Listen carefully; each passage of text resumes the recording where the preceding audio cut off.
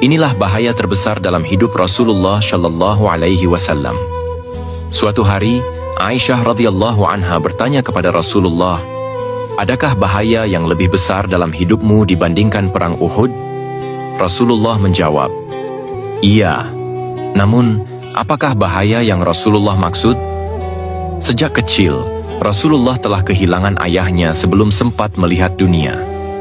Ibunya pun wafat saat beliau masih belia, disusul oleh kakek yang menjadi pelindungnya. Rasulullah tumbuh sebagai seorang yatim piatu, tanpa harta dan perlindungan. Saat mulai berdakwah, kaum Quraisy semakin memusuhi Rasulullah. Mereka bahkan mencoba membujuk Abu Thalib agar meninggalkannya. Hampir saja paman tercintanya menyerah pada tekanan itu, tetapi Rasulullah tetap teguh. Tahun-tahun berlalu, siksaan semakin menjadi-jadi. Rasulullah dan para pengikutnya diembargo hingga nyaris mati kelaparan. Beliau dilempari batu dari atas bukit, tenda tempatnya beristirahat dibakar, bahkan makanannya pernah diracuni. Berulang kali upaya pembunuhan dilakukan, namun dengan pertolongan Allah Subhanahu wa Ta'ala, Rasulullah selalu selamat.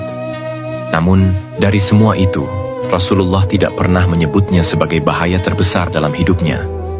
Menjawab pertanyaan Aisyah, Rasulullah menceritakan pengalaman paling berat dalam hidupnya.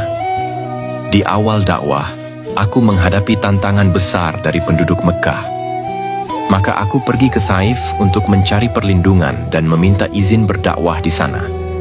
Salah seorang pemimpin suku memberiku izin, tetapi diam-diam ia menghasut sekelompok orang jahat untuk menyerangku. Saat aku mulai menyampaikan seruanku, mereka menyerangku dengan kasar.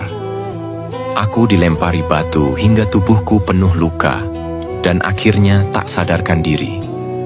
Seorang sahabatku menggendongku ke tempat yang agak jauh dari Thaif dan membaringkanku di bawah naungan sebuah pohon.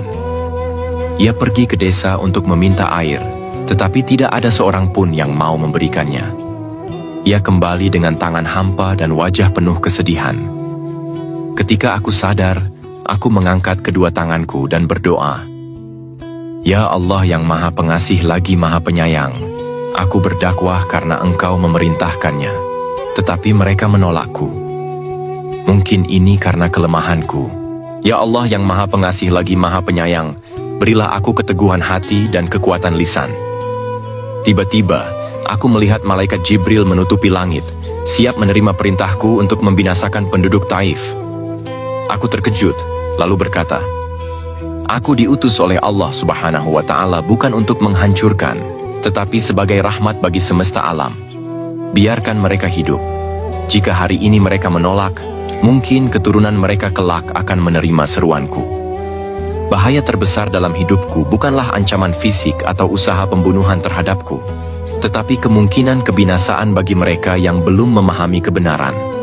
Begitulah Rasulullah, penuh kasih dan pengampunan, bahkan kepada mereka yang menyakitinya.